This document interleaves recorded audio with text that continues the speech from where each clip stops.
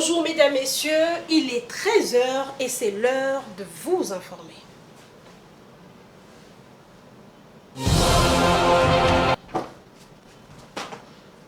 Un 1 285 000 candidats prennent part au test national des sélections et orientations scolaires et professionnelles TENASOSP en sigle sur toute l'étendue de la République démocratique du Congo. Le lancement officiel a été effectué par le ministre Tony Mwaba dans la capitale Kinshasa à l'école Sainte-Rita dans la commune de Mongafula. La rédaction de Géopolis Télévision a fait un constat du déroulement de ces épreuves nationales dans certaines écoles. Patience Lokeke Giscard Tamba était là.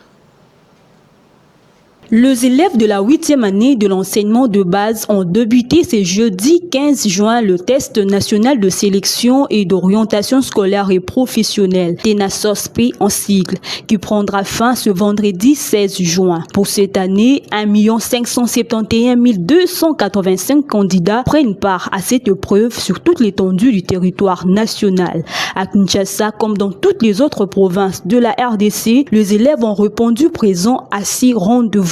Pour s'en rendre compte, la rédaction de Géopolis est descendue à l'école Sainte-Anne, dont la commune de la Gombe, choisie comme l'un des centres de passation de cette épreuve où quelques élèves ont parlé du déroulement de ces tests. Ça s'est bien passé, surtout au niveau psychologique, mais certaines questions qui nous ont un peu bouleversés, qui nous ont un peu dépassés, mais on a pu résoudre ça au niveau d'un peu réussi. C'est bien passé, c'était facile l'examen. Il y avait maths, il y avait les sciences physiques, il y avait les TIC. La question de TIC, on avait posé, on avait demandé si on a besoin de mettre une forme. On a utilisé quel format?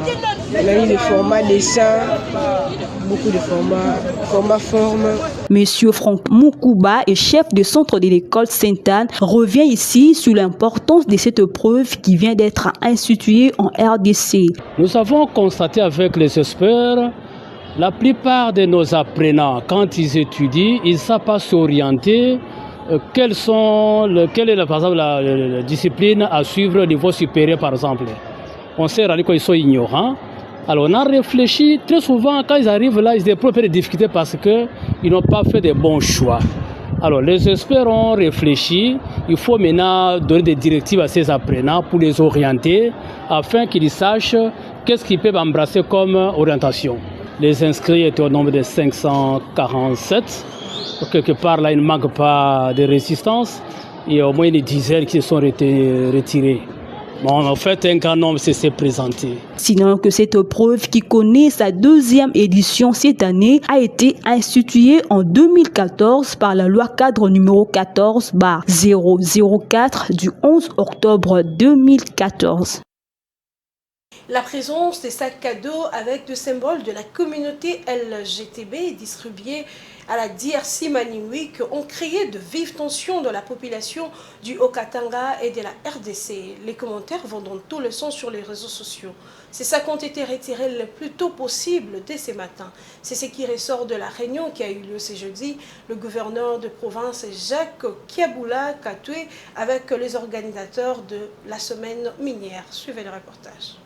Les sacs cadeaux arborant le drapeau arc-en-ciel de la communauté LGBT distribués aux invités et aux visiteurs à la cérémonie d'ouverture de la DRC Mining Week par les organisateurs, cela a suscité une grande clameur publique. Sur les réseaux sociaux, de nombreux Haut-Katangais se sont dit scandalisés par cette promotion contraire aux us et coutumes locales. Saisi par ces malaises, le gouverneur Jacques Kiaboula Katoué a convoqué les responsables de VUCA Group, la société sud-africaine qui organise la DRC Mining Week depuis 16 ans, le directeur du Pullman Grand Caravia Hotel, lieu qui accueille l'événement. Jacques Kiaboula Katoué a été ferme quant au respect de la Constitution et des lois congolaises. David Ashdown, CEO de VUCA Group, s'explique. Les sacs contestés seront complètement retirés de la circulation. Nous sommes sincèrement désolés que l'intention qui n'était pas de passer un message négatif ou d'offenser les personnes en présentant ces sacs.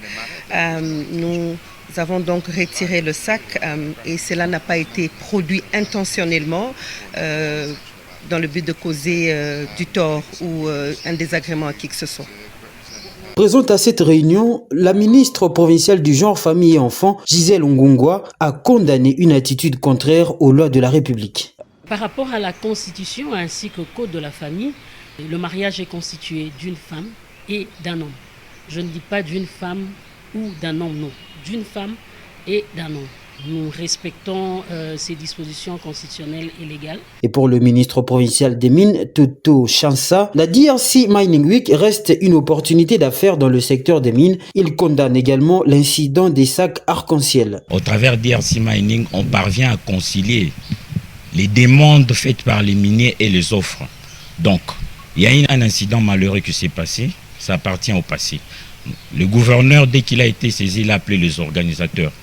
Et nous venons d'une réunion où les consignes fermes ont été données. Les organisateurs vont retirer toutes les couleurs qui ont trait au gay.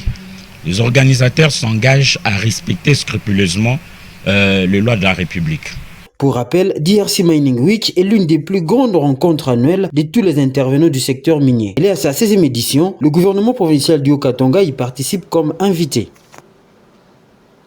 Rendons-nous au Kenya à présent où le Parlement a validé le hausse d'impôts et des nouvelles taxes. Et c'est après la présentation du projet de budget 2023-2024 par le gouvernement. Selon le Parlement kenyan, les budgets de cette année atteindra 4,4 billions de shillings si le rachat et les crédits d'aide sont pris en compte. Suivant encore une fois de plus ces reportages. Au Kenya, les parlementaires ont adopté les prévisions budgétaires de 3 679 milliards de shillings, environ 24 milliards d'euros pour l'exercice 2023-2024. Ce budget, qui est le plus important de l'histoire du Kenya, vient alimenter les critiques croissantes envers le président William Ruto. De nouvelles taxes sont prévues ainsi que des hausses d'impôts très décriées dans ce pays de l'Afrique de l'Est, déjà durement frappé par l'inflation.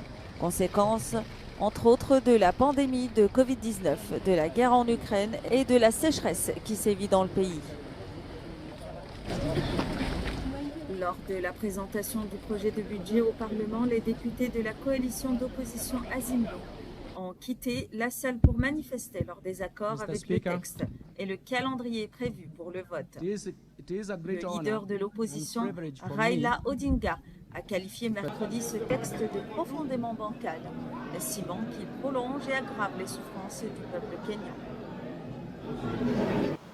Et enfin, avant de nous quitter, une brève dans ces bulletins. C'est depuis 1991 que la communauté internationale célèbre le 16 juin la journée mondiale de l'enfant africain. Une journée qui commémore les enfants tués lors du soulèvement estudiantin de 1971 à Soweto en Afrique du Sud. Cette journée est aussi l'occasion de sensibiliser à la nécessité constante d'améliorer l'éducation des enfants vivant en Afrique. Mesdames et messieurs, c'est par ici que nous mettons un point final à ces bulletins d'information. Nous vous laissons accompagner du bon programme de Géopolis Télévision et à 19h30 interviendra la grande édition du journal qui vous sera présentée par Damani Mujinga. D'ici là, portez-vous bien. Au revoir.